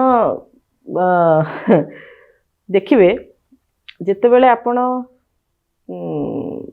कौन कहबी से खलनायक को बा तांको विरुद्ध रे किछि कहिबे बा लिखिबे सडनली देखिबे गोटे टीम बाहरी आसीबे एवं तांको सपक्ष रे कहिबे से फेरी आसंतु बोली कहिबे तापरे सेही माने ही आपणकर पोस्ट को रिपोस्ट करी सेथरे विभिन्न प्रकार मिर्च मसाला देकी पोस्ट करिवे आउ मु भाबे जे तांको सेतिकी बाधुची बोली से माने ट्रोल करछंती आपण माने न्यूटन थर्ड लॉ कोन कहूची every action has a equal and opposite reaction तो जड़े रिएक्शन दउची माने आपणकर एक्शन ता ताको सेतिकी बाधुची बोली तो से रिएक्शन टी दउची ना तो मु भाबे जे मो काम रे सक्सेसफुल ताले जदि जनक आडू रिएक्शन आसुची ताले तीर तो निशान रे बाजिची नेक्स्ट मैम आपण जे राजनीति को शीर्ष छुइया को आपण चाहते सबू मु भगवान को ऊपर छाड़ी देछि किसी निर्दिष्ट टार्गेट बिल्कुल नहीं मु राजनीति करिवि बोली केबे भाबी नथिली मु कोन टीवी रे एक्टिंग करिवि बोली केबे भाबी नथिली मु ମାନେ ଲେଖାଲେଖି କରିବି ବହି ପବ୍ଲିଶ କରିବି ବୋଲି ବି କେବେ ଭାବିନଥିଲି। ସବୁ ଆଜ୍ଞା ଈଶ୍ୱରଙ୍କ ଉପରେ ମୁଁ ଛାଡ଼ି ଦେଇଛି। ସିଏ ହିଁ ଠିକ୍ ସମୟରେ ଠିକ୍ ବାଟ ଦେଖେଇବେ। ମାନେ ଯାହା ବି ଲାଇଫରେ ଆପଣଙ୍କର ହଉଛି ଏ ସବୁ ଅନସର୍ଟନ ମୁଁ ବହୁତ ନା ଅନସର୍ଟନ ନୁହଁ, ମୁଁ ବହୁତ ସ୍ପିରିଚୁଆଲ ଏବଂ ମୁଁ ମାନେ ସବୁବେଳେ ବିଶ୍ୱାସ କରେ if something is meant for you God will make it happen. ଯଦି ଆପଣଙ୍କ ପାଇଁ କୌଣସି ଜିନିଷ ଉଦ୍ଦିଷ୍ଟ, ଭଗବାନ କେଉଁ ବାଟରେ ନା କେଉଁ ବାଟରେ ସେଇ ଜିନିଷ ପାଖରେ ଆପଣଙ୍କୁ ପହଞ୍ଚେଇ ଦେବେ। ବେଷ୍ଟ ଏକ୍ଜାମ୍ପଲ୍ ହେଲା ଦେଶର ପ୍ରଥମ ନାଗରିକ ମ୍ୟାଡ଼ାମ୍ ଦ୍ରୌପଦୀ ମୁର୍ମୁ। ଜୀବନରେ ବହୁତ ସଂଘର୍ଷ, ଏମିତି କଣ୍ଡିସନ୍ ଆସିଥିଲା, ଆମେ ଯାହା ସ୍ପିଚ୍ରୁ ଶୁଣୁଛୁ ବହୁତ ଡିପ୍ରେସନ୍କୁ ପଳେଇଥିଲେ, କିନ୍ତୁ ଜଣେ ଭଲ ମଣିଷ ବୋଲି ଭଗବାନ ତାକୁ ସେତିକି ସାହାଯ୍ୟ ଏବଂ ସହଯୋଗ କଲେ। ଆଜି ସେ ଦେଶର ପ୍ରଥମ ନାଗରିକ, ବେଷ୍ଟ ଏକ୍ଜାମ୍ପଲ୍ ବର୍ତ୍ତମାନ ଦିନରେ। ବହୁତ ବହୁତ ଧନ୍ୟବାଦ। ଏତେ ସମୟ ଆମ ସହିତ ମ୍ୟାଡ଼ାମ୍ ଶ୍ରୀମୟୀ ମିଶ୍ର ଆଲୋଚନା କଲେ ତାଙ୍କ ରାଜନୀତି କ୍ୟାରିୟର ବିଷୟରେ, ବର୍ତ୍ତମାନର କରେଣ୍ଟ ଟପିକ୍ ବିଷୟରେ, ତା ସହିତ ତାଙ୍କର ଯେଉଁ ଫ୍ୟାମିଲି ସପୋର୍ଟ, ତାଙ୍କର ବୁକ୍ସ, ଏସବୁ ବିଷୟରେ ଡିଟେଲ୍ ଆଲୋଚନା କଲେ ଏବଂ ଆଶା କରିବା ଯେ ତାଙ୍କର ମଧ୍ୟ କ୍ୟାରିୟର ବ୍ରାଇଟ୍ ରହୁ ଏବଂ ଯେଉଁ ଏକ୍ଜାମ୍ପଲ୍ ଦେଲେ ସେ ରାଷ୍ଟ୍ରପତି ଦ୍ରୌପଦୀ ମୁର୍ମୁଙ୍କ କଥା, ସେହି ଶିଖର ଯାକେ ସେ ମଧ୍ୟ ପହଞ୍ଚୁ। ଆଜି ପାଇଁ ନେତା କଥାକୁ ଏଇଠି ରଖୁଛୁ। ନମସ୍କାର।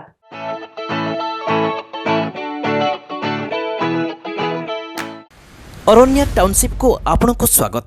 2500 ଏକର ପରିମିତ ଅଞ୍ଚଳରେ ଏହାକୁ ପ୍ରସ୍ତୁତ କରୁଛନ୍ତି SST developers private limited. Aranya township ହେଉଛି ଏକ ଭବ୍ୟ ପ୍ରକଳ୍ପ।